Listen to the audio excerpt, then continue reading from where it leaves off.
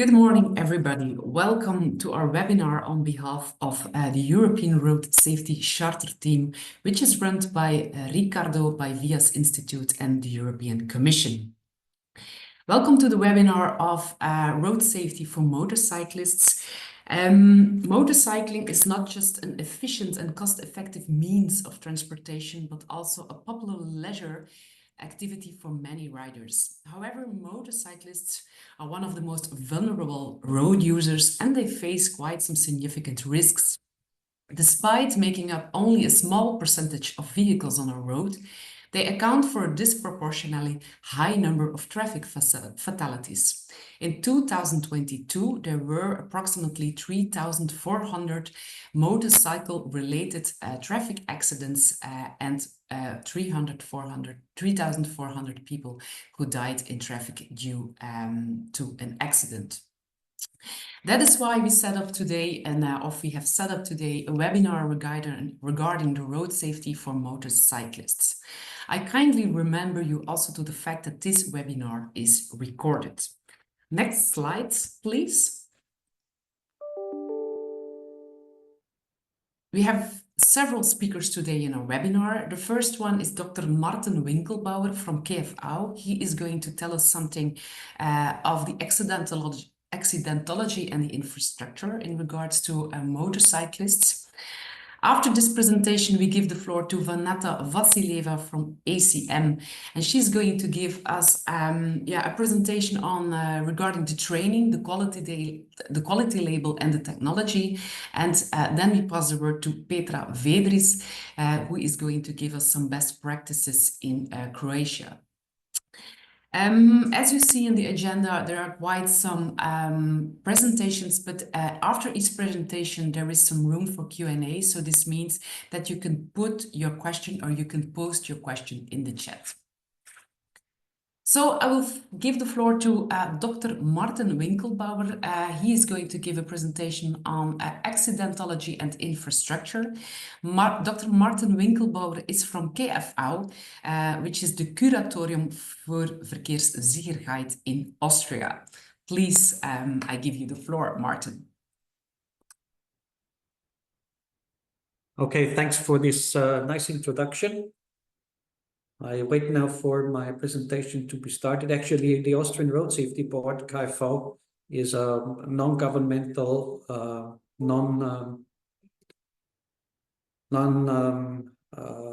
commercial association, and we deal with road safety. And we also so actually, my job is I'm a researcher there. I'm very pleased, and it's a great honor actually to talk in this webinar today. And I sincerely hope that you will like my talk. So let's just dive into it. If you talk about motorcycles, you always have to talk about two worlds. There are two worlds there. On the one side, the urban commuters, mainly urban commuters, which normally ride scooters and not so much motorcycles. Typically, we have less severe crashes. Typically, at intersections, we face the crashes at lower speed. We have them on weekdays, and typically, the urban riders are more or less naked in terms of protective equipment. On the other hand, we have the leisure time riders, which we typically find outside urban areas. We typically find more severe crashes. They happen as single vehicle crashes, typically in curves. We face higher speeds. We find these crashes on weekends. And as I know from Austrian data, at least we have 80 to 85% people wearing full gear. So with anything. Next slide, please. We are going to remain. Next slide, please. Yes, thanks. We are going to remain a couple of times with two worlds. In this case, it is the rainy and the sunny world. So as you can see, we find 6 times more crashes on a sunny day than on a rainy day, which does of course not mean that it is more dangerous to ride a bike on a sunny day.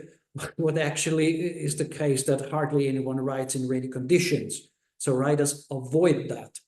And as you can see in this sheet as well, is that the commuters are slightly less sensitive to bad weather conditions than the weekend riders are. So the relation for the weekend is 1 to 8, comparing a rainy and a sunny day. We also find this, next slide please, we also find this in European data. How I take care that in this sheet, the scale is a little bit wrong. However, it is necessary to do it that way in order to find the tiny proportion of motorcycle crashes on snowy surfaces. The next sheet, please. So let's have a look at the full picture. What we see here, that obviously it is extremely safe to ride a motorcycle on snowy surfaces because absolutely no crashes happen. And I hope that everybody has understood the message here. So, and we find a huge difference to other road users, of course. Again, we have by far most of the crashes with motorcycles under good weather conditions. Next sheet, please. Again, two worlds, the world of lower and higher output, where the threshold is around 80 kilowatts. So actually, I did a study on this, and I wanted to prove that there are not more crashes with high power motorcycles than with low power cycles. So we controlled the crashes for the actual mileage, and we learned something completely different. It was a huge surprise, actually, to find that there's a threshold at 80 kilowatts with the motorcycles with less power having by far less fatal crashes than the ones upward. But take note, it is extremely important to say that it is not the motorcycle that is dangerous. What is dangerous on the motorcycle is the upper part. Be aware of that. The danger, if I may compare that, I mean the dangerous part of a gun is actually the one who pulls the trigger. And the same goes with motorcycles. However, this might change during the years. If we go to the next slide, cars have grown through the recent 20, 30 years, and the motorcycles, next sheet please, do the same if we look to the technical descriptions. So probably the sheet I have shown you has no threshold at 80 kilowatts anymore, probably might be slightly higher today than 15 years ago when we did that study. Next sheet, please. Again, it's two worlds. It's winter and summer. With the motorcycles, with the other road users in the green line, you see that the distribution over the year is more or less even. With motorcycles, it's completely different. As for Austria, I know that 9% of the motorcycle riders say that they ride a whole year. If I go out with my bike in winter, I would guess that some of them are lying. So probably they have their motorcycles registered also during the winter, but hardly anyone is on the road. So this distribution, two worlds, summer and winter. We go to the next sheet. And again, it's two worlds, is weekdays and weekends.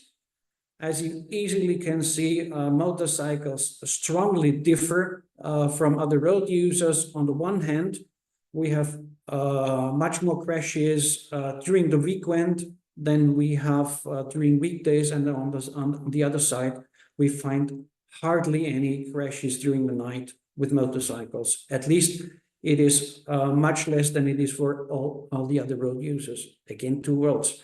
Also on the next sheet, let's have a look at that. It's the north and the south. And the obvious explanation for that is that in the south, of course, it is possible to ride a motorcycle for a by far longer period of the year than it is possible in Sweden or Norway. If you look to the left side, this is true what I told you, but why is the distribution different if we look at the share in the total accident record? And my explanation, my hypothesis concerning this question would be that these northern countries, they perform extremely well in terms of crashes with other road users, so that the loss of motorcycle riders appears to be a higher percentage of the total loss on the roads. So again, two worlds, the north and the south. Let's have another look at two worlds on the next sheet. Yes, this shows that the development, and again, it's completely different for motorcycles than it is for all other road users. Probably, it could easily be that that is an outcome of the third driving license directive, which allowed through the whole of Europe 16-year-old people to ride 125cc motorcycles, which then means that we have less people on mopeds, because it hardly makes sense to first ride a moped and then drive 125cc, at least in those countries where you have mopeds also allowed at the age of 16. So then with motorcycles, we do not see the same reduction of crashes like we see it for other road users, and that automatically means what you see on the right side, that the share of motorcycles among all riders is increasing. Okay, now we go into details of infrastructure and other questions of what can we do about that. So one of the ideas might be educational measures. So if you take this data, actually injuries in Austria, education would have been a primary education, I mean, before the driving license, would have been a really good idea in Austria until the year of 1990. Motorcycle crashes were a juvenile phenomenon. So if you introduce new educational measures, after 5 years, you would have done the job. This completely changed during the recent years. So today our target group is 16 to 75. So if you introduce something in basic education, you will probably have to wait for 50 years to find the full impact. So this automatically refers to post-license training, which I'm not going to talk about because Veneta is going to do that afterwards. However, I want to tell you what it is with these elliptic signs here. The first one on the top is definitely the Austrian outcome of the third driving license directive, which brought us another 250 injuries per year of 16, 17-year-old riders. Then we have the second circle with these with the juvenile risk, which is still prevailing. And the third one, the one with the 45 degrees angle, is actually the survivors of the early 1990s. They are still on the road and they are still injuring themselves to a certain extent. Okay, that about education measures.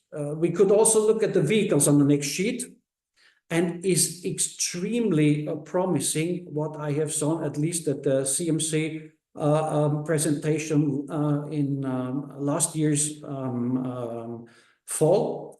Very interesting. Just as an example, the upper picture shows a crash I had with my own motorcycle, where this finger, I almost lost it between the steering bar and the door of this car. If they exploit what they have in terms of car-to-car communication or car-to-X communication, these crashes are not going to happen in the future. Like this one, and it's going to be a lot of other ones as well, which are not going to happen. So vehicle measures are extremely important. However, next sheet, please. They suffer from a similar effect like educational measures. As you see, the annual mileage of a typical motorcycle does not change through during the first 8 years. So we could derive from that that a new motorcycle is at earliest replaced after 8 years. So we will still, if we implement vehicle measures, we will still have to wait for some time to exploit them to the full extent. Next sheet, please.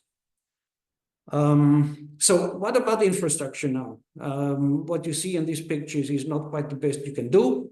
Well, it is nice to have these chevrons to make the curve visible, but if you place them on steel poles, you might injure motorcycle riders if they hit them more than it is necessary. The same goes for the guardrail with unprotected poles on the right side. Next sheet, please. Another piece of not quite good ideas. If you look at the left side, we have the chevrons, but obviously they somewhere ran out of chevrons to place them there, and still they're all on steel poles. And if you look at the alignment on the right side, it might probably not surprise you that in the very end of this curve, we found so many pieces of motorcycles. We could have put a full motorcycle together from all that was there on the roadside. Next sheet, please. To make that more clear, a curve in Austria and Tyrol, actually, what is the mistake in that? We had a lot of crashes here before we fixed these chevrons that simply ran straight ahead. Because from the far, it looked like this road is going to proceed straight ahead, but it did not. So they just ran off the road straight ahead. And still we have the problem that, as you obviously see, one of the poles is missing. So on the right side, a normal person might probably face 3 curves. No, not the next sheet, but please push the button, Tom. 3 curves. No, it's not 3 curves. Look at the alignment and you will find out. Push the button again, please. In total, it is 14 curves. These curves actually change the radius 14 times. No, 15 times, because before and after it's straight ahead. So this is not what protects a typical motorcycle rider. This is not what a rider expects. So what we need is predictable horizontal alignment. Next sheet, please. Sometimes you also find some surprises. Look at the crash record of this curve. You see on the right side, the upper picture. Nothing happened 10 years until 2019 when these roadworks started. And suddenly we had 2 or 3 injury crashes per year. We could not explain that. Even going there did not explain the thing. But what we then learned is that they have, for the roadworks, they have reopened the quarry, which you find on the lower picture. And there the trucks took the dirt to the road. And first, the dirt on the road was dangerous, but it also helped polishing the asphalt. And that was the long-term impact. So when we left the accident scene in 2023, 2 weeks later, the road surface was milled towards higher friction again.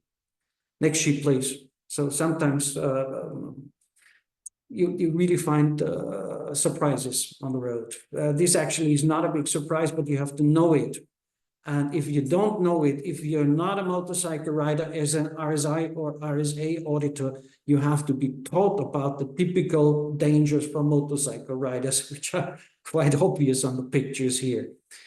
Okay, next sheet. We stay within infrastructure, but go a little bit more towards the riders. Let me explain. For riders, for motorcycle riders, there are only 2 types of curves. On the left side, we have type 1, where the speed, that are the smart curves, you know, where the speed determines your lean angle.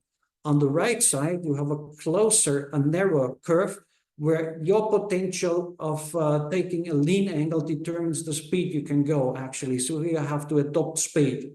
Next sheet, please.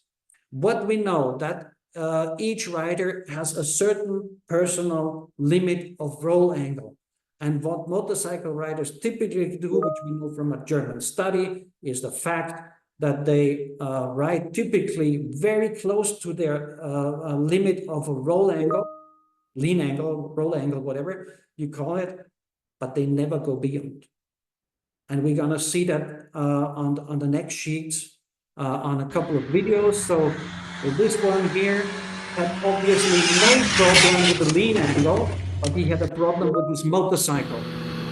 No, that was too fast. The previous one, please, again.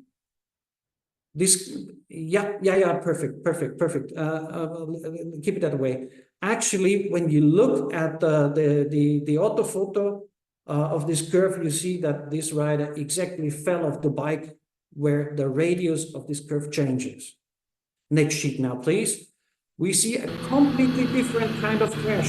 Very low lean angle. Whoa, fuck. But somewhere in this curve, Fuck. a switch somewhere here in the back of his brain turned to, no, I'm not gonna make it. So he rides off the road still sitting on the bike. So there was no challenging the friction, no challenging the lean angle of the bike. It was just challenging the back of your brain, your lean angle. I can probably explain that with my wife.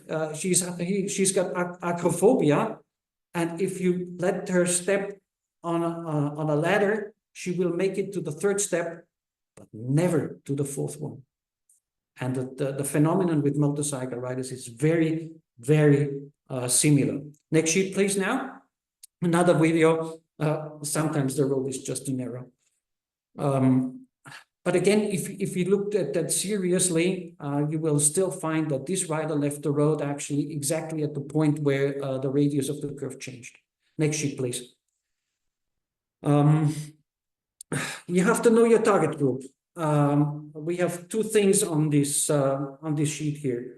First, I mean, it's not really different to see the warning signs on the upper part, but motorcycle riders, I think, to serious proportion, do not take that serious, because this is for the stupid car drivers, you know.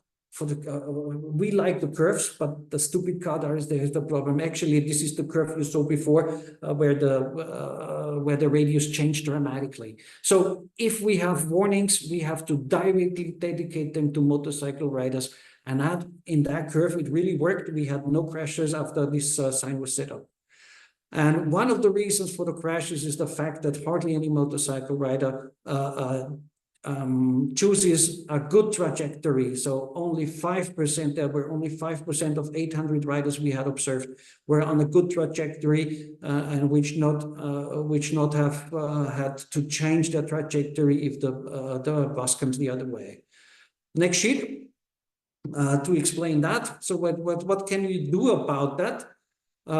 We have to know about the crashes. So what actually does not or hardly ever happen, just in 1 out of 50 cases, if you push the button now, Tom, 1 out of 50 cases is next time, once again, yes.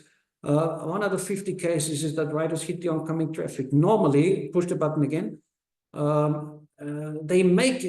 are able to swerve around an oncoming car, but then they have to take a narrow curve to stay on the road, and that's what they can't do that. So push the button twice, please. So what we find is the single crashes running off the road or crashing into the guardrails. One last time to push the button, 50% of them going into the guardrail, still sitting on their bike. Next sheet, please. 1 out of 6 cases. So what can we do about that? We paint the roads, because riders do not like to travel over painting, or in this case, sheet material was used. So as you can see in the picture, they avoid going over it. Next sheet, please.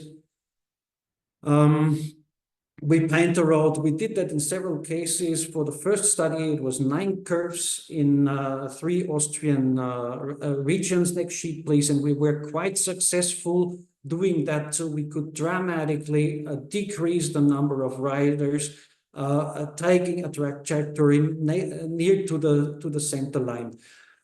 After 3 years, next sheet, please, we revisited these curves and found even better effects. And for the first time, we could look at the crash record from 16 to 7 crashes is a sort of success, but not significant. Then we did another study in 2019. Next sheet, please. Where we, before we did that, we started exporting these road signs to Luxembourg, and they have, meanwhile, about 50 curves with road markings, and they have very good experience with that. Next sheet, please. That is now the study we have done in Tyrol. So as you can imagine from this picture, it was a hell of zooming in and zooming out, finding the dangerous curves, and then directly painting them with the curves, with the road markings, with this sheet material, which is glued to the floor. Next sheet, please.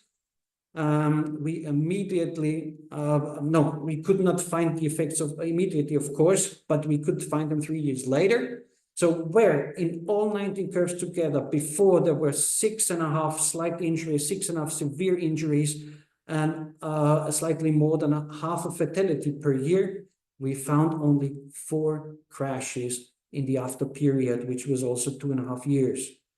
If you control that for the fact that exposure during Corona was lower, we found 80% fewer crashes. And that's quite an effect, isn't it? So next sheet.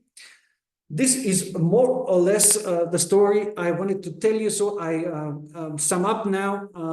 What riders need is predictable alignment in terms of infrastructure. What they need is predictable friction. They need forgiving road signs. In particular, they need guardrails which are fit for impacts to motorcycle riders. And if you know all that, I warmly recommend that you design your own motorcycle infrastructure guidelines and you make them mandatory as soon as possible so that you can save motorcycle riders' lives. So, and since I have 2 minutes left in my talk, I'd like to come back to my 2 bonus sheets, leaving the field of infrastructure a little bit, going into protective clothing, which I also consider something that can be done immediately. Today, since 2020, we have standards, we have technical standards, how to design safe motorcycle gear and how to test it. It's probably not good to have legal obligations, although this is an option.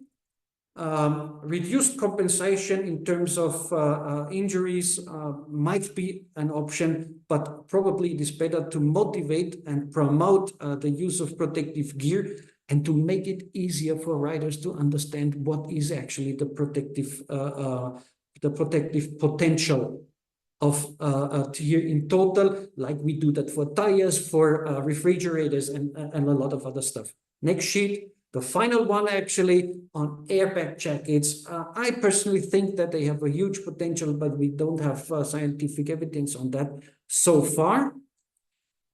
And since I can talk about that too long, I warmly recommend to visit the IFZ Motorcycle Conference, the best motorcycle conference in the world, actually, of course, after this webinar. Which will take place in December this year, where you will find more about the study which is still going on airbags.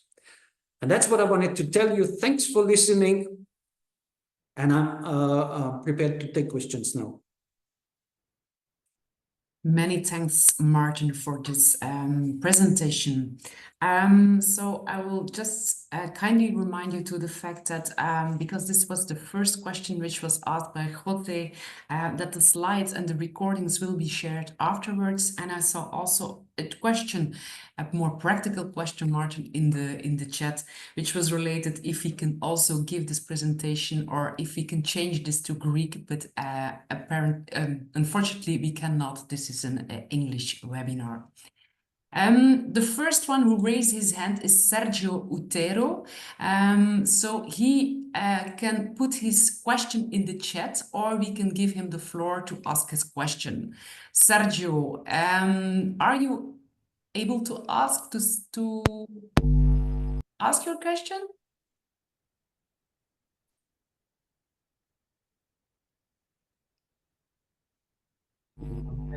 Sergio? We do not hear you well. I think it's not that I'm not the only one. So I propose maybe, Sergio, that you put your question in the chat, if that would work for you. And in the meanwhile, I'll take another question. Martin, I do not know if you see also the questions which are popping up into the chat. So Vladimir is asking, do you think it's more sufficient to change the infrastructure and make every road suitable for all types of vehicles than train the riders to handle every kinds of roads? Well, of course, it is not possible to change all the roads for, let's say, a minority of riders. But there's 2 things to do, to my opinion. No, probably it's 3. First, if you build new roads, check them upon suitability for motorcycles, for power two-wheelers in general. We have the same problem with mopeds, actually. That's one thing. And the redesign and rebuilding of roads should probably be limited to the typical motorcycle routes. In Austria, we have a couple of them, and they can easily be adopted for motorcycles. You get the impact immediately, and you have a limited area to do that. So that limits the effort, actually. So, and the third thing I wanted to say is, yes, as I told you, I'm in favor of educational measures, but if you change the primary training, you will have to wait for years for the impacts. So listen to Veneto. That's the only thing I wanted to say. It's about post-license training, voluntary basis, and Veneto knows all about that. Okay, that's for later on, Vanetta. We have another question of Rob. Rob is saying, good morning. Are there in some countries special road designs for curves where the radius is changing in the curve? Okay, that's by my own experience. Actually, I don't have the guidelines, the building guidelines of all countries at heart. But I know that most of these ridiculous curves I actually found in Austria. I went to several countries, and I don't want to blame anyone, but normally you have this clotoid type where the radius starts getting narrow at the beginning, but afterwards the radius should remain the same. And building the roads like in the pictures I've shown you is not the wisest of things. And I don't know how the countries typically do that. My impression is that I never found a curve like that in Italy, for instance. So I love to drive the roads of Southern Tyrol. I can't remember having seen a curve with changing radius many times than in the same way I found them in Austria. Okay, thank you, Martin. If there are reactions or if there are people who do think there are curves in their country, please don't hesitate to put it also in the chat. Maria and Antti and Didier are saying that are thanking you for a good presentation. Georgie is asking, are there guidelines or a standard for the additional road markings? Martin? Pardon me, I didn't get that point. Are there guidelines or a standard for the additional Yes, road markings? they are there. I have already translated that to English, but they're not official in a way. So if anyone wants to have advice how to do that, just contact me. My contacts are on the last sheet of the presentation, and you can read that afterwards. So I'm sending whatever you like. I've translated it to English. So more or less everybody who attends this webinar should be able to read that. And by the way, we have already placed guidelines in the Austrian motorcycle guideline. And I think I don't tell a secret if I tell you that it is quite likely that the Germans will be right behind us, adding this. They're currently running a trial, and it is most likely that they will add that to their guidelines as well. Okay, I go further. I see Carlos is saying, or I think he's adding more or less a general remark. There are some human factors to be considered in the crashes, and also the understanding that LACITs are composed of several radios, and that the band with lots of radios, I'm sorry, but this chat is going up and down. Ops radius, where was I? Ops radius, which is not a LACIT, is quite a bad horizontal design.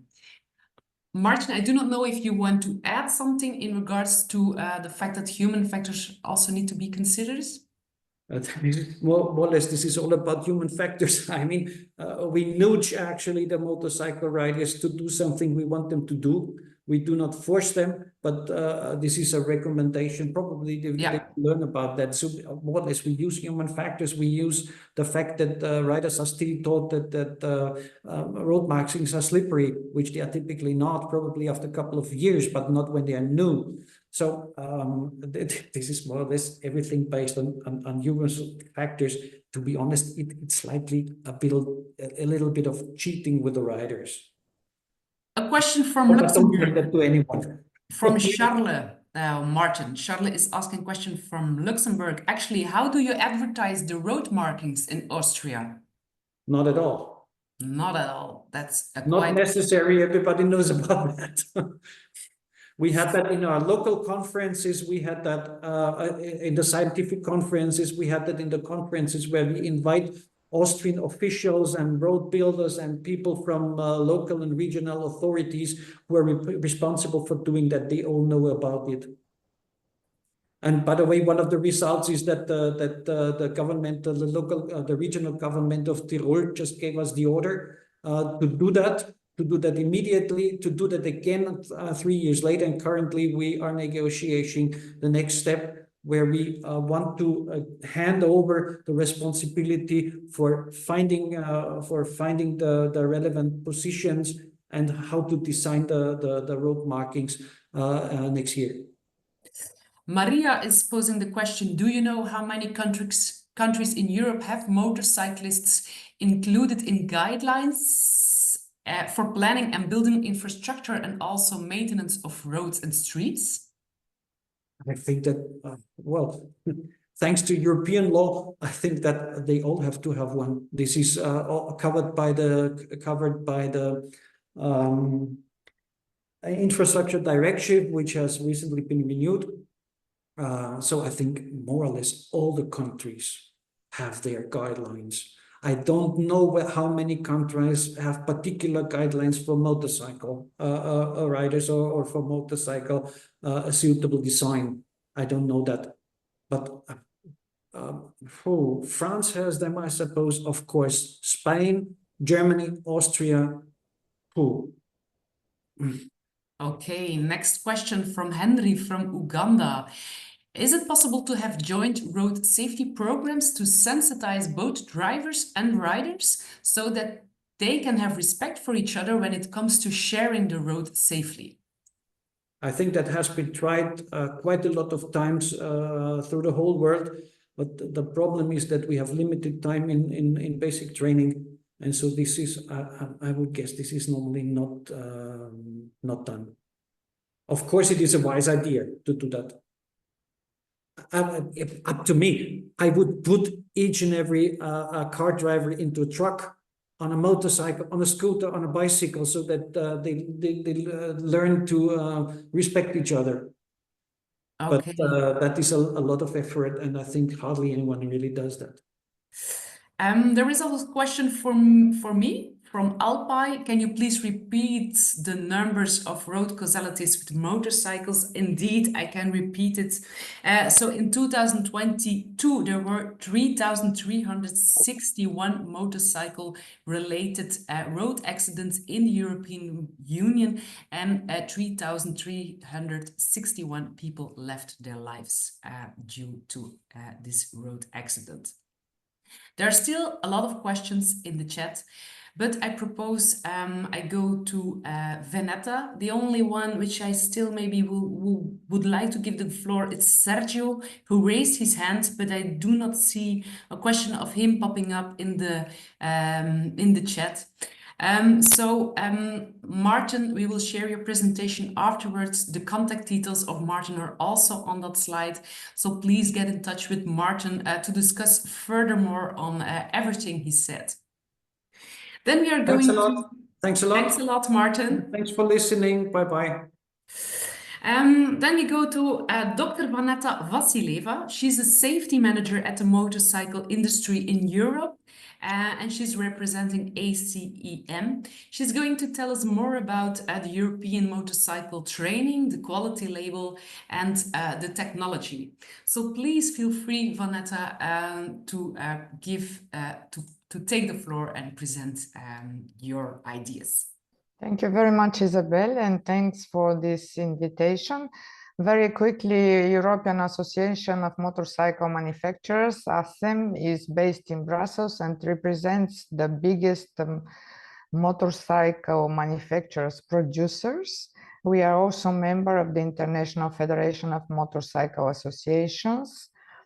But what I wanted to actually highlight is the scope of the vehicles that we are representing. Officially in the European regulation, they're considered as L category vehicles, which goes from, this is a very simplified presentation because we have many subcategories, but it goes from a small moped through a scooter, then you have a medium-sized motorcycle, then you have big motorcycles, then you go to tricycles and quadricycles. So the range is very broad that we are offering. And it shows that there is different users of these vehicles, different patterns, and they are used for different purposes, which also could explain the safety challenges that we are facing, because as Martin mentioned already, more than 65% of our vehicles are used today simply for commuting in Europe, and they're considered as a very efficient and suitable mobility tool.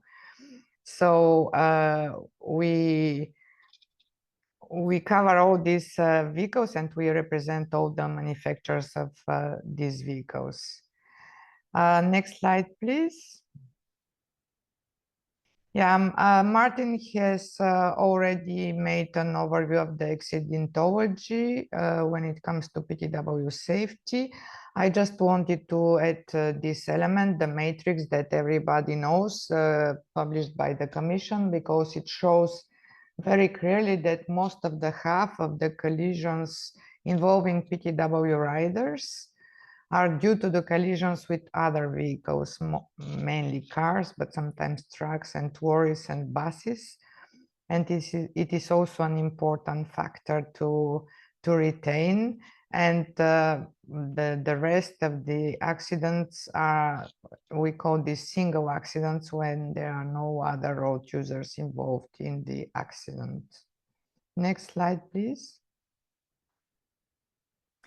So since I'm supposed to talk about the technology and the European Motorcycle Training Quality Label, they are part of the motorcycle safety strategy, simply because safety is top priority for the motorcycle industry. But we should be clear that the industry could not improve significantly the safety of riders alone. So we need the support of all relevant stakeholders. And we are very happy to be also signatories to the European Road Safety Charter for many years already. And we are convinced that only shared efforts could bring some serious improvements in terms of road safety. Next slide, please. Of course, our approach to rider safety is a 360 degrees approach. It may sound very trivial, but the rider safety is extremely complex ecosystem because of the nature of the vehicle, because of the different types of users and patterns and needs that these vehicles are fitting. We really need to take into account the whole system, and then we should take into account the safe vehicles, but also safe road users and then safe roads. So Martin made a very good presentation about the importance of the infrastructure about motorcycle safety. And I would like also to talk about the other aspects which are very important and which we are currently implementing with our safety strategy, hoping that we could really bring some positive results and improve further safety of the motorcycle riders. So next slide, please. And the main pillars of our strategy is technology, training, and country-specific approach. Of course, technology is the core business of the industry, so it is at the core of our strategy. But as I mentioned, since the safe system approach is extremely important, we go beyond technology, and we have introduced the European Motorcycle Training Quality Label. And then we embrace this country-specific approach. Just to mention what it is we go to different countries, the biggest motorcycling countries in Europe, and we try to gather all important stakeholders from policymakers, national, local authorities, riders, of course, different NGOs, researchers, and we organize a series of events, workshops, roundtables, safety conferences, trying to identify what are the specific national challenges, and then, of course, to see whether we could figure out some concrete, efficient countermeasures, because as we see that there is a great disparity in terms of safety in general between EU member states, but this is very valid also for motorcycle safety performance, rider safety performance.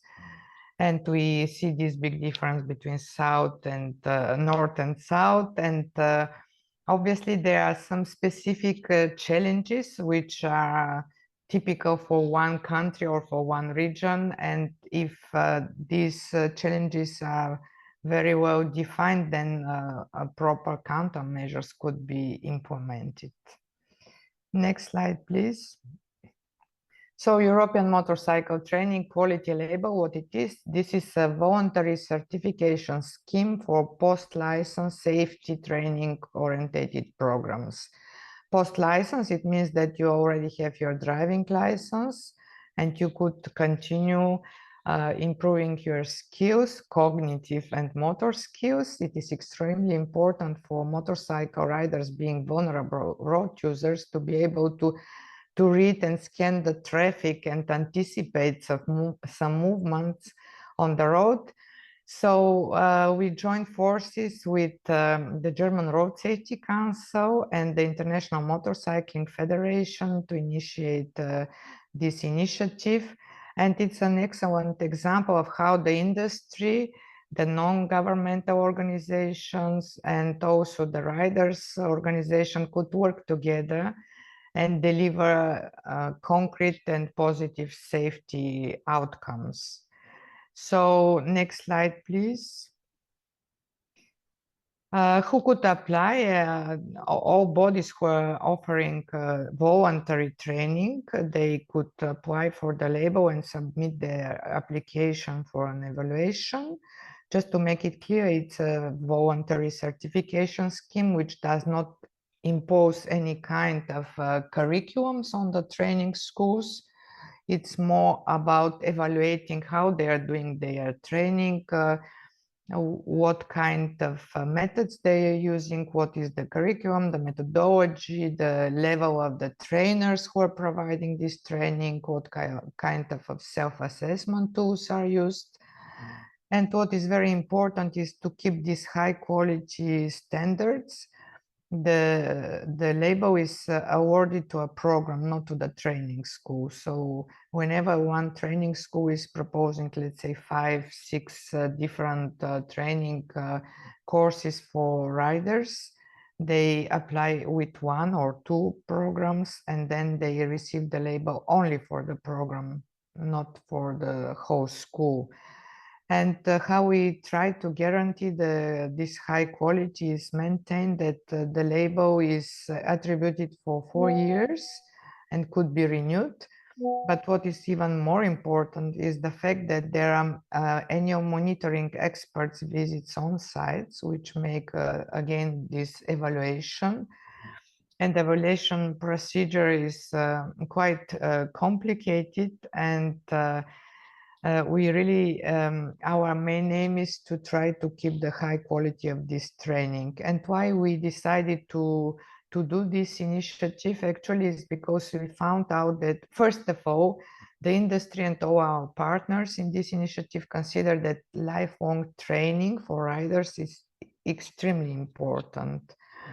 So taking into account that these are vulnerable road users, that they need to build their own skills, cognitive and motor skills, in order to become safer and more responsible riders, to be aware of all the dangers that the other road users could pose to them, the infrastructure threats when it is not maintained or done in a proper way without taking into account the rider's needs. So it is extremely important, this lifelong training, and we wanted to make a big fuss, if you wish, about the importance of the training and to encourage riders in European Union to undergo voluntary advanced training courses on a regular basis. And we also found that the offer, which is now in the European Union in different countries, you have many training offers, of course, but the level of the training proposed or the quality of the training is very heterogeneous.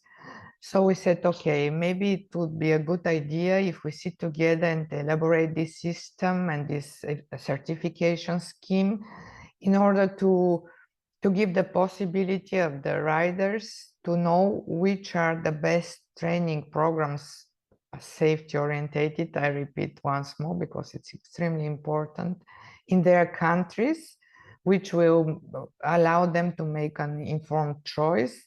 And hopefully with this initiative, we really try to encourage European riders to become a regular attendees of these training courses. And last but not least, we also, when we were preparing the launch of the European Motorcycle Training Quality Label, we also were able to collect information that there are, believe it or not, there are still some countries in the European Union which propose with very limited offer of advanced safety training or no offer at all.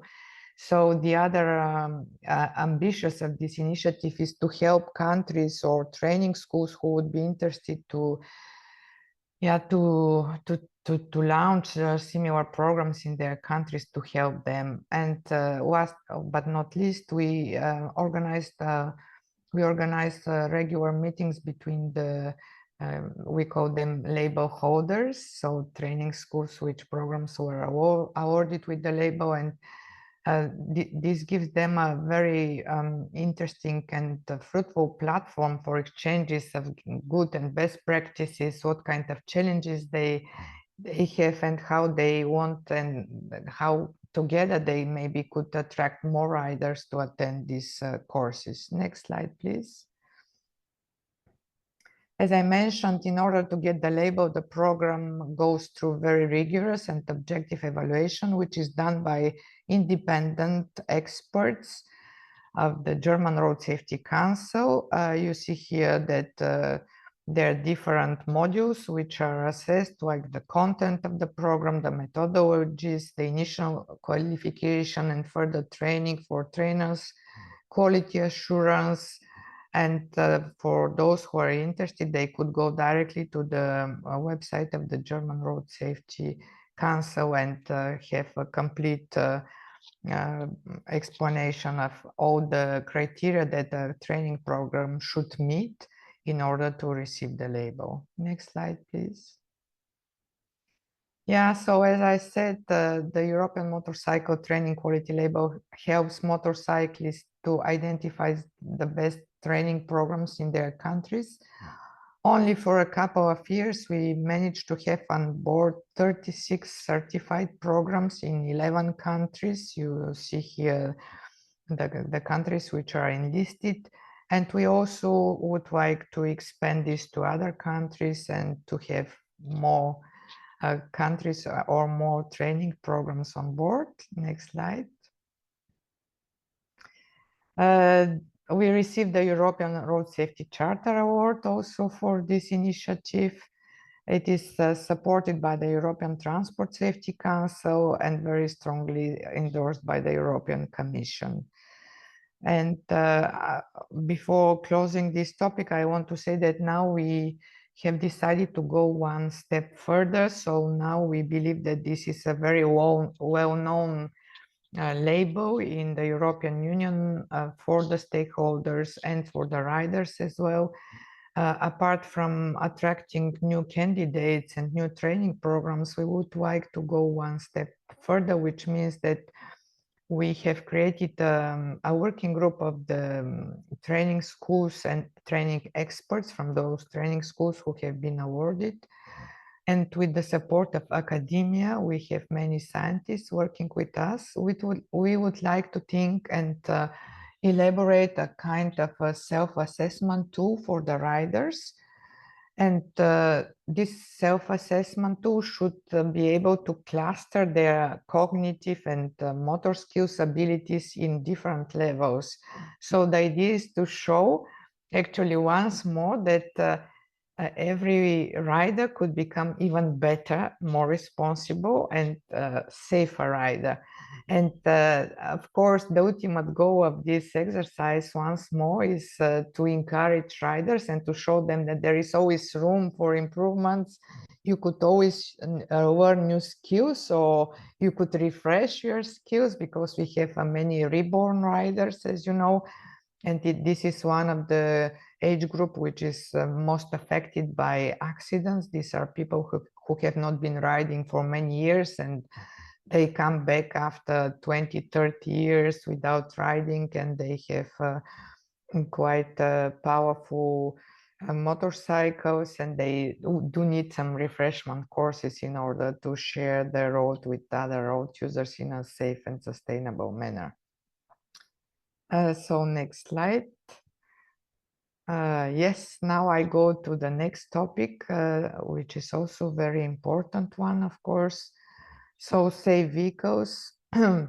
More and more motorcycles and PTW in general are equipped with more and more advanced safety features. The industry is working very hard and is performing very well in this manner. But I would like to make it very clear that from the very beginning that the idea that copy-paste technologies from cars to PTW sector are possible, it's just a no-go. Of course, you could imagine the very narrow surface of the motorcycle does not provide the same opportunities for having features like we have in the cars today. But nevertheless, as I said, there are more and more safety features introduced to different segments of the L category vehicles. But we should not also forget that the PTW maintenance is also a very important factor, and the motorcycle industry is supporting the periodic technical inspections. We also have another very important aspect, which is the detection of power two-wheelers by cars, and mainly by advanced driver assistance systems, which are developing very fast, and they're going to different autonomous level. And this is another extremely important aspect for PTW safety. And of course, the industry is looking into the future, and we are working on making sure that motorcycles will be part of the future connected world. Next slide, please.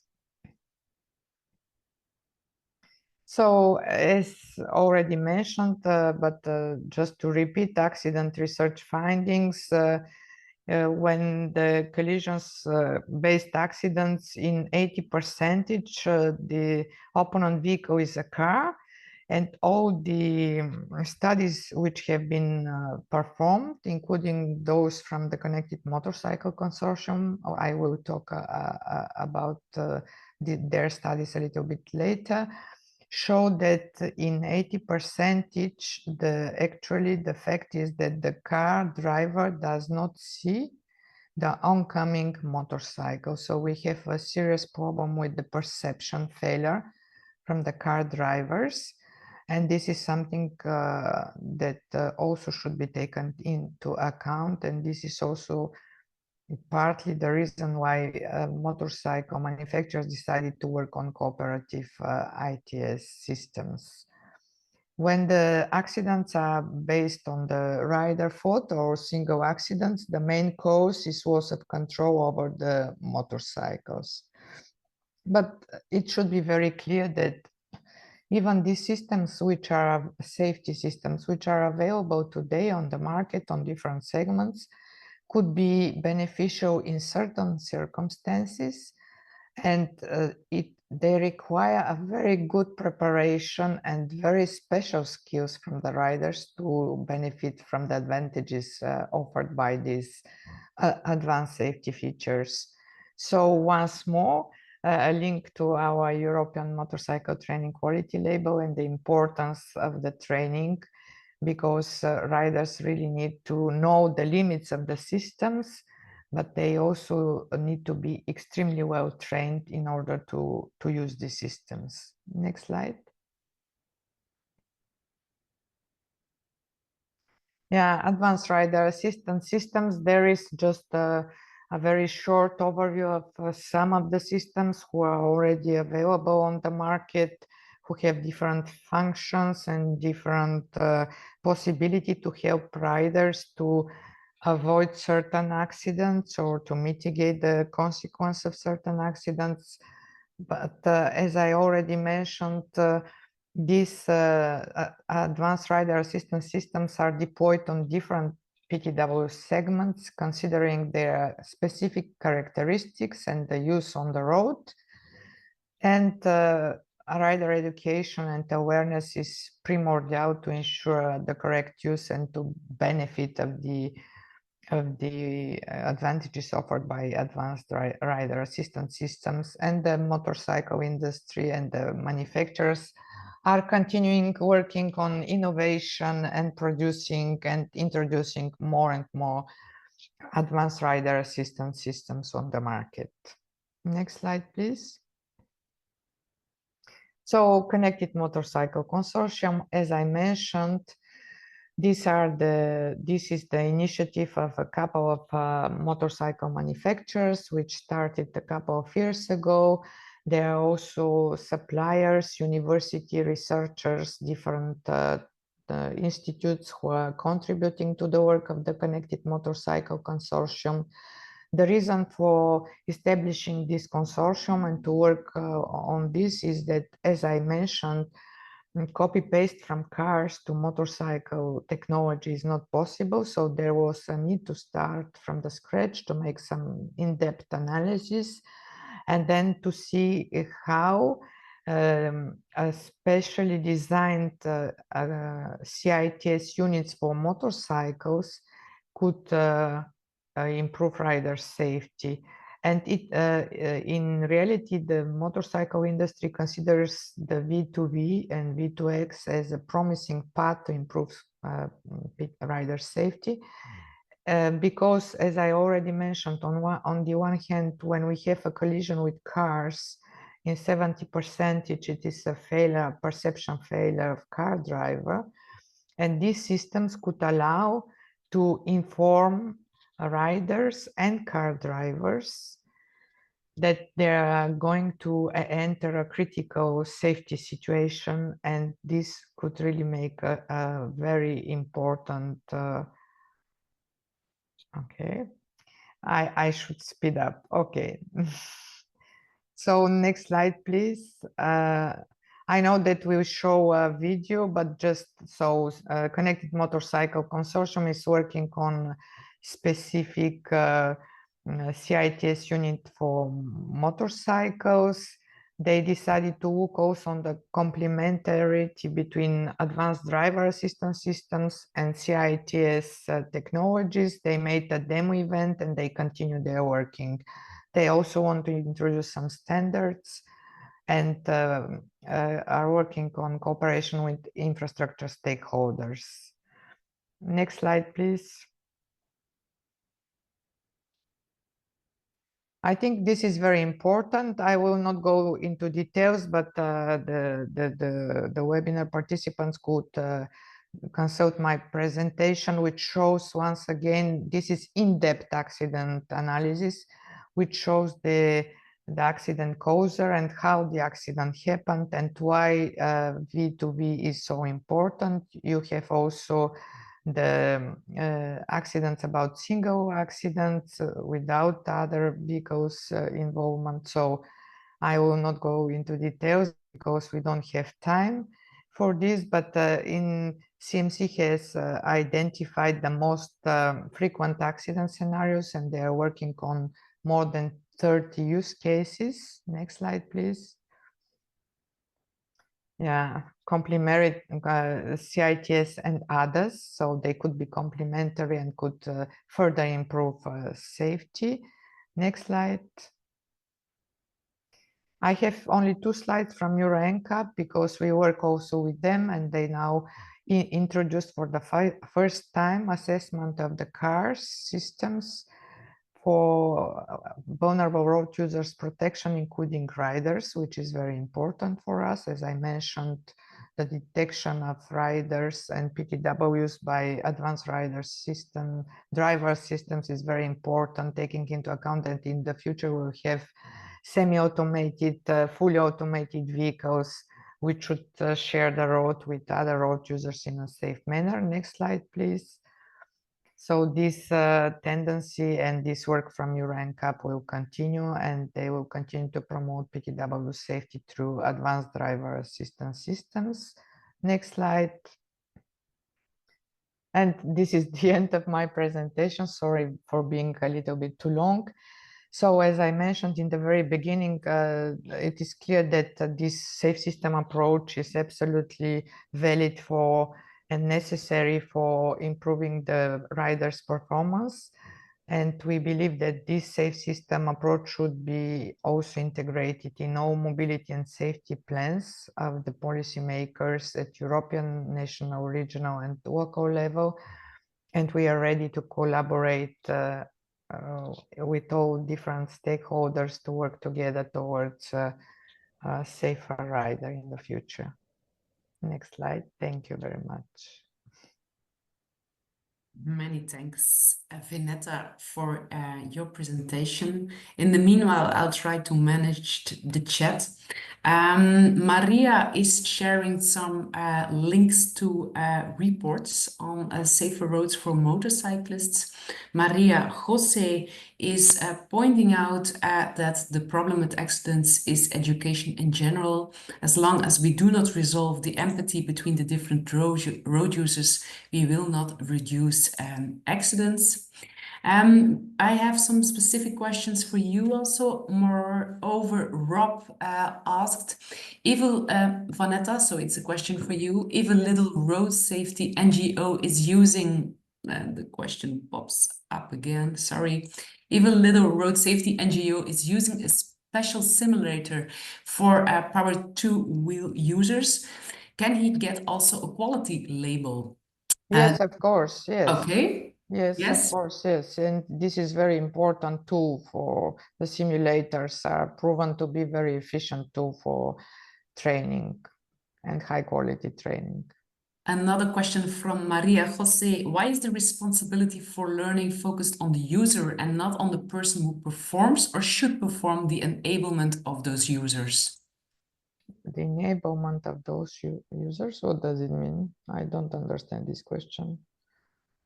Maria Jose, in the meanwhile, maybe you can make it clear. What do you exactly mean? I see also that Martin is also answering some questions. And I think that's it.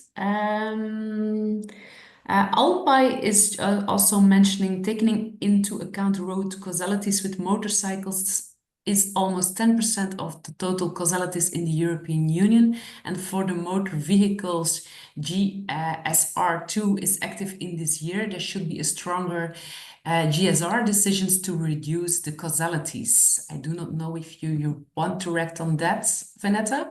I think I already elaborated on the vehicle technology, so nothing to add here. Okay, and in the meanwhile, Marco, Thomas, and Henry are thanking you for your presentation. And then we go further on with Croatia. So we have today also in our webinar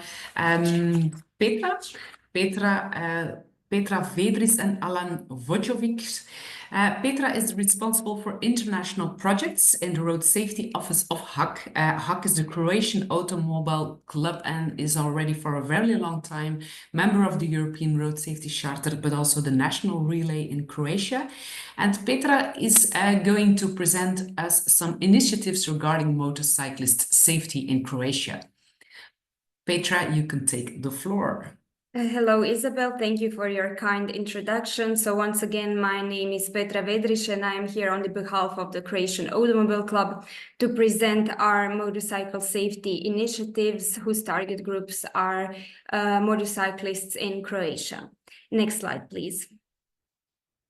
Before we start with the actual topic, I would like to share a few words about the country itself. So the Republic of Croatia has a very particular shape. Some say that it reminds of a flying bird or even a croissant. It spans 56,500 square kilometers and has a population of nearly 4 million. Next slide, please. So this is Croatian reality, beautiful beaches, for example, Punta Rata beach. Next slide. We also have amazing national parks like Plitvice lakes. And next slide, please. And this is also Croatian reality, the pearl of the Adriatic, Dubrovnik. Next slide, please. On the other side, unfortunately, this is also Croatian reality. Black Weekend on Croatian roads leaves 2 motorcyclists dead within an hour. Next slide. Traffic accident in Istria involving car and a motorcycle, motorcyclist dead. Please, next slide. And the motorcyclist died in Zagreb. Police are looking for witnesses. Next slide, please. So according to the Ministry of the Interior and their statistics, unfortunately, in 2022, we had 2,433 motorcycles and mopeds involved in car crashes, in traffic accidents. And in 2023, it was even more, 2,636. All of this, unfortunately, resulted in fatalities. In 2022, there was 56 of them, and 1,825 motorcyclists and moped riders were injured and severely injured. In 2023, it is unfortunately even more, 76 fatalities and even more injuries, 2,049. Next slide, please.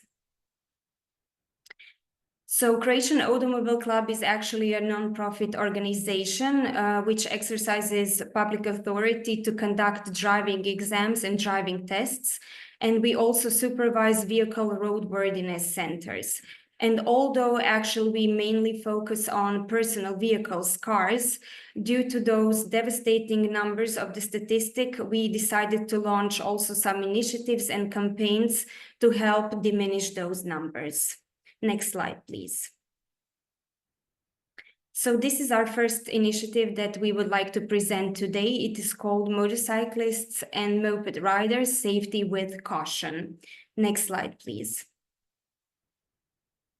So actually, this initiative is under the auspices of the National Road Safety Plan of the Republic of Croatia, and it is being carried out by us, by the Croatian Automobile Club.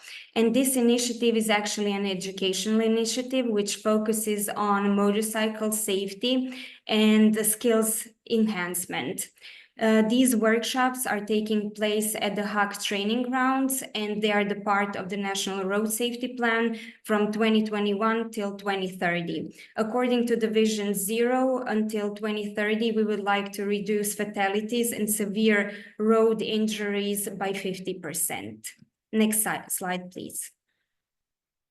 So why did we come up with this initiative? We would like to improve safety awareness among motorcyclists, and we would also like to reduce traffic accidents that involve two-wheeled vehicles. This initiative actually has two parts. The first part is a theoretical part, and the second part is a practical training, which is actually a hands-on workshop. And this project aims to engage motorcyclists and also moped drivers, also including foreign workers, because in Croatia we have a new phenomenon, which are foreign workers working as delivery people, and we also focus on them. Next slide, please. Now I will show you what the theoretical part contains, some of the slides. So why do people even ride motorcycles? Because motorcycling is very attractive, and it is also something that people enjoy, and it represents a certain challenge. It also gives us a feeling of freedom, and we also have to emphasize the mobility and cost effectiveness of motorcycling. Next slide, please. But of course, on the other side, there are many dangers of motorcycle riding. Since it is a two-wheeled vehicle, we need to be careful about maintaining balance and direction. And of course, there is a possibility of falling, which can cause injuries and even serious injuries. Also, another challenge is maintaining balance on slippery roadways, either due to rain, gravel, whether those are shafts or some other various openings. And of course, the motorcyclists are exposed to higher risk due to sudden braking, and also due to other traffic participants, other road users. Next slide, please.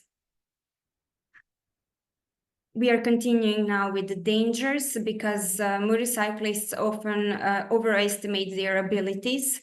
And if they have a passenger, that also influences the stability of the motorcycle.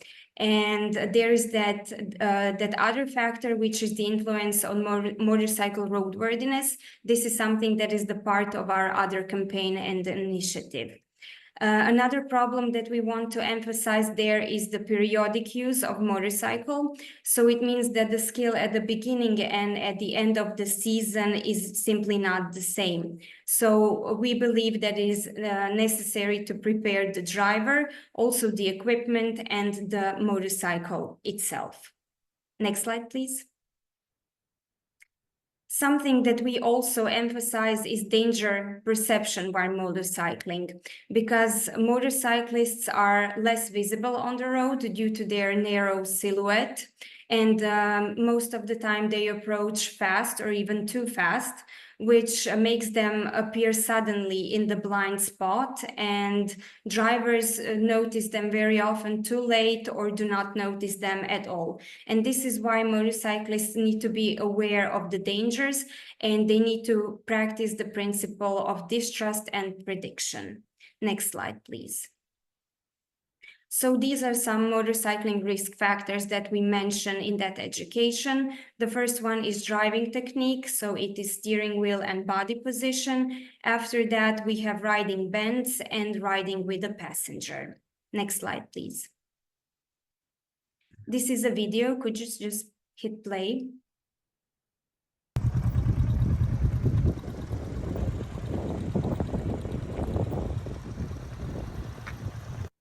So this is just one of the safety drills that are practiced during the training. Next slide, please. We also mention and talk a lot about most common causes of motorcycle accidents. And number one there is unfortunately inadequate speed, meaning speeding. And of course, there is also violation of traffic rules. Many of motorcyclists still do not use a helmet or other equipment. Then, of course, something that we emphasize is low motorcycle visibility and maybe insufficient level of knowledge and skills, but also lacking driving experience. Something that is also important, some drivers and riders lack danger awareness. And there is always that factor of negligence and mistakes that other road users make. And another section is driving under influence of alcohol and under influence of drugs. Let's continue, please. Also there we need to mention most common types of traffic accidents. The first reason for traffic accidents is failure to comply with the priority rules. After that, there we have rear-end collisions because of sudden and hard braking of the car in the front, and the roadway departure, which is due to inadequate speed, which is not adjusted to current road conditions, many driving errors, and etc. We can continue. This is also something that is important to mention, and this is number of motorcyclist fatalities by age criteria. This is, of course, an average number, and we can see there that actually the age group between 35 and 54 is the most endangered one on average. And out of all fatalities, we came to conclusion that 22% of motorcyclists were not wearing a helmet, and 16% of them caused a traffic accident. Please continue. Something that is also very important to highlight are triggers for speeding. The first one is, of course, the emotional state. Sometimes some people want to prove themselves or simply because they enjoy it. Sometimes the trigger can be a temporary choice. For example, sometimes people are in a hurry or simply they overestimate their own abilities and skills. It also depends on the age and gender and some other psychological factors, for example, excitement or adrenaline seeking. And something that I already mentioned, and it is never enough to underline it, the absence of risk, danger, and consequences awareness. Please continue. You can hit the button once again, please.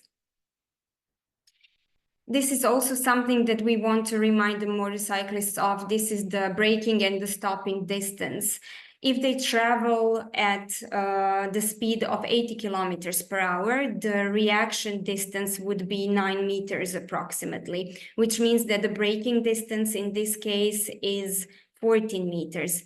But if they travel at the speed of 160 kilometers per hour, then we have the reaction distance of 20 meters and the braking distance of 52 meters. So also gradual or abrupt motorcycling braking is a huge topic in our education. Please continue. So here we have another video. Maybe you can start the video that shows emergency motorcycle stop, which includes the elements of accelerating and of abrupt braking. Thank you. We can continue. And this is actually the scheme that we use of all our practices. So those safety drills include emergency motorcycle stop, then also emergency motorcycle swerve, slow speed maneuvers, for example, doing a figure of 8, and for example, motorcycle cornering. We can continue. This is also a video, we can start it. This shows how it looks before the training.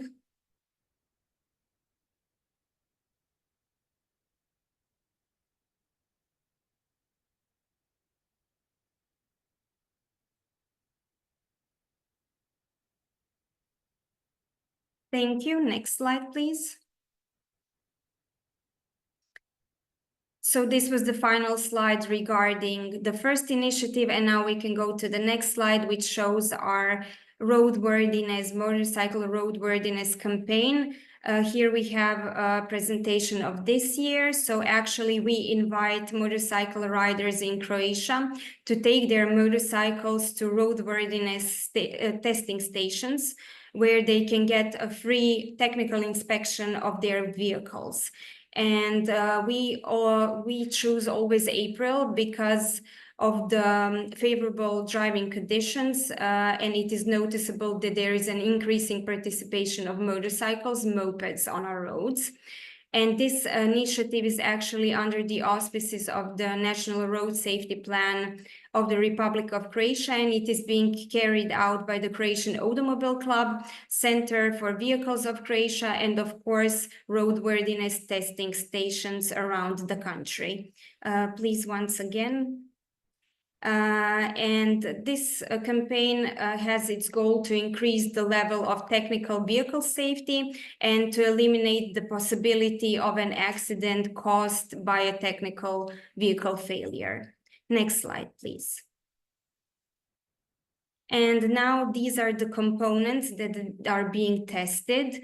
I will just mention some of them, and altogether we have 13 of them. So, for example, we have the testing of the control device, engine, visibility device, indicators, and signal lights, and also transmission mechanism.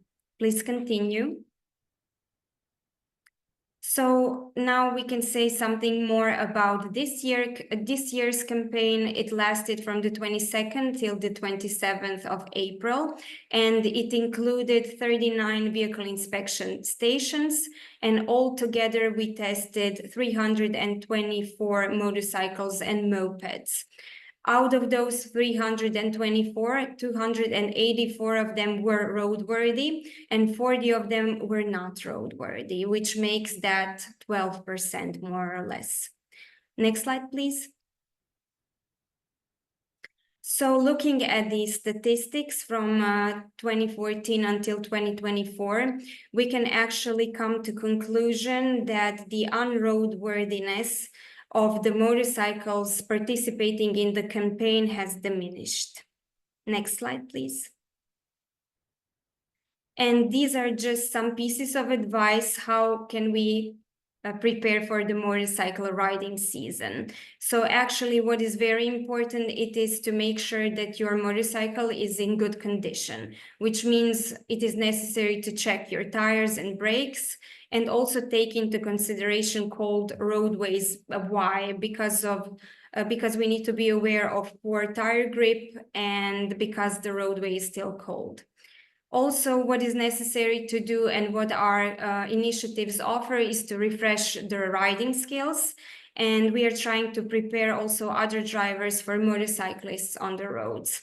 This is a typical example from Croatia. With nice weather, the motorcyclists need to be aware and wary of the tractors on the roads. And of course, there is that part where it is necessary to prepare the roads, which means to clean them of sand and to prepare any holes appearing. So thank you very much for your attention. This was in brief about our initiatives at the Croatian Automobile Club.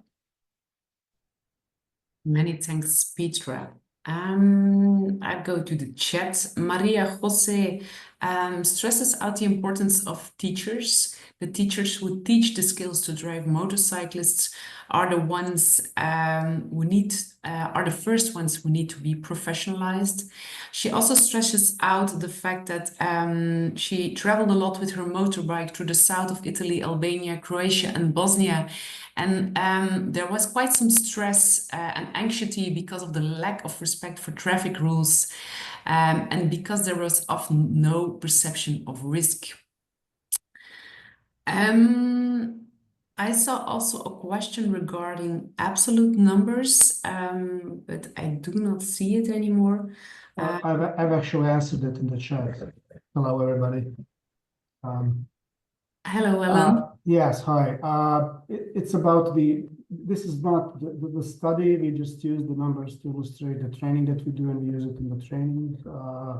We don't do the studies, or we do not collect the data itself. It's the police's source, but yeah, we agree we should break it into age groups. And to answer Jose, Croatia is not so different than what previous presenters actually showed. We have high seasonality. Where we have a lot of foreign drivers. We are a touristic country, so mainly more than 90% of people who arrive to Croatia are using the roads and driving themselves. So that adds to the feeling that you are was Maria had to travel through Croatia because you have people coming from all over, and not only bad Croatian drivers but bad drivers from everywhere. That's number one. As Martin said, we have two realities, two Croatians really in seasons, high touristic season and off season, and also the second part is that we are seeing more and more the trend where we, as Martin showed in his presentation, where the number and percentage of fatalities and injuries is more and more occurring among the mature and elderly drivers, or people who would expect to have more driving skills, but for a number of, and not so much with youth. So we are aware of it. So that's one of the reasons why we started to do these trainings. So yeah, I hope this helps. Thank you, Alan. Alain is also pointing out regarding the stopping, reaction, and braking distances which were presented, he believes that the calculations should be reviewed. Petra, do you have something to say about this, or Alan? These are the calculations that were used at the presentation. Of course, that depends on many factors. We can take a look at those. Thank you for the comment. Okay, I think that's it. But I kindly invite you also to contact Petra and Alan because their coordinates will be on the slide. Isabel, could I yes, just... Vanessa?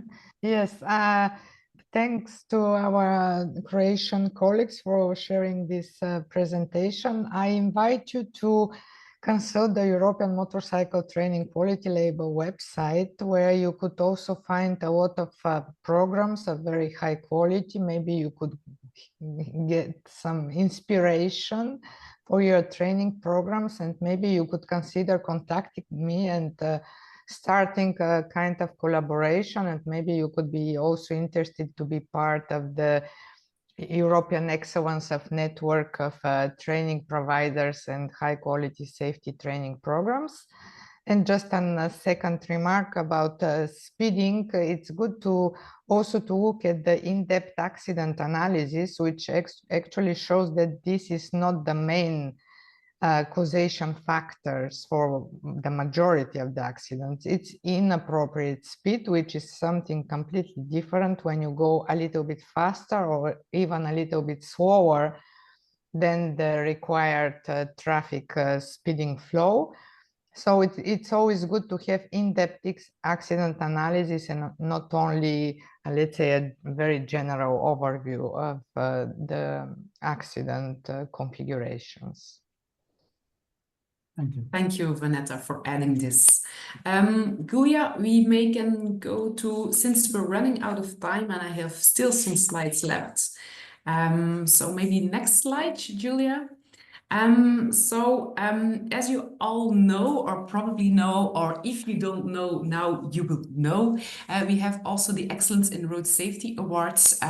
This is a yearly ceremony which takes place, in which we give some awards to specific categories which are having very good projects in regards to road safety, having a lot of efforts they're doing in regards to road safety. We have 5 categories. Education, motorcyclists is also a category this year, pedestrians and cyclists, technology and innovation, and the urban category. The finalists are already known, so I kindly invite you to go to our website of the European Road Safety Awards, in which you will discover who's a finalist. Also nice to know is that that this year, and this is rather new, that we have also a People's Choice Award. So this means that the public can also vote for a project in which they think this is the best road safety project, or this project really deserves an award. So seeing the attendees today, probably a lot of people will use that opportunity to vote for the people's choice in the motorcyclists category. If you want to attend the awards, there is a lot of place left for attending them online. So since it is physically taking place in Brussels, these places are limited, but you can definitely register yourself to attend this online. Next slide, please. Vanetta already touched CMC in her presentation, and we have also, so besides the presentations we gave today, we have also a video use case we made from out of the Charter team. And this video use case, we speak to Hennis Fischer from Yamaha, and he's a representative of the Connected Motorcycling Consortium, so CMC, which was also raised by Vanetta. CMC is a member of the Charter, and the video showcases the innovative approach our Charter members take to enhance the motorcycle safety. You can put on the video, Julia.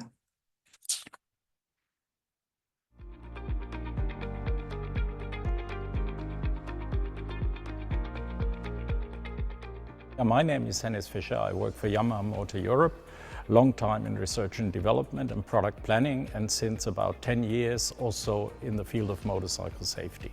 Connected Motorcycle Consortium aims at reducing motorcycle accidents by means of connectivity and by also looking at ADAS systems in cars. Back in 2015, three makers, BMW, Honda, Yamaha, were sitting together and saying, how can we improve motorcycle safety? We decided to put our competition aside and have a collaboration to look into connectivity and develop methods to avoid or mitigate motorcycle accidents. That's how it all started.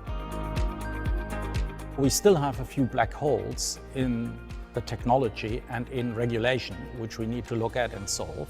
When we've done that, we will launch a basic specification 2.0, and after that we're gonna go towards deployment. That means we will develop the system and put it in the market somewhere in the future.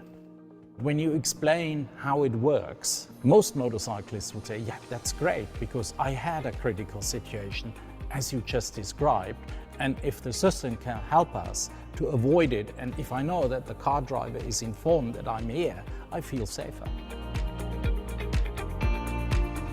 CMC is a consortium that is basically open to everyone who's interested in road safety, has a motorcycle background or interest in motorcycle safety. Any organization, be it an industry partner or an association or academia, can join the consortium. The Road Safety Charter is useful because there are so many different stakeholders there that could give us input, and where we could also give input from the motorcycle point of view. We can integrate it in our strategy, in our thinking, and in our developments.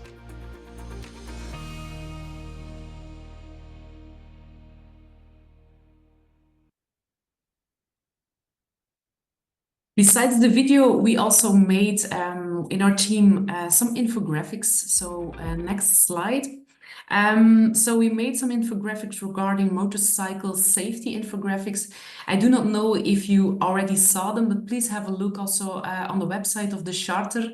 It is visually in a more attractive way, presenting some numbers, some results regarding motorcyclists. And please feel free also to share these infographics with your network or with whoever who is interested in this kind of numbers in regards to motorcycle safety. And then I come to the last slides. We're also occupied with creating a collaboration space. This is a collaboration space for the Charter, in which we're looking on in which kind of medium do they want to interact. So that is why we kindly invite you as a member of the Charter to scan the QR code, and there are a couple of questions. I think it will only take 1 or 2 minutes, and give your answer, give your ideas, give your thoughts on in which kind of medium you would like to interact with each other in our road safety community. Then I come to my last slide. Julia, the last slide. Yes, thanks. So it's closing time. I want to thank all the speakers, Martin, Petra, Veneta, especially a big thanks to you for presenting your good practices, your ideas on motorcyclist road safety. All the attendees, I want to thank you also. You were with quite some people today in the webinar, so this means that there is a lot of interest for this topic. Thanks for attending the webinar. I hope you enjoyed, and also thanks for posing a lot of questions. And closing time, so many thanks to all the people and have a nice day. Bye. Thank you. Bye. Bye, everybody. Thank you. Bye-bye.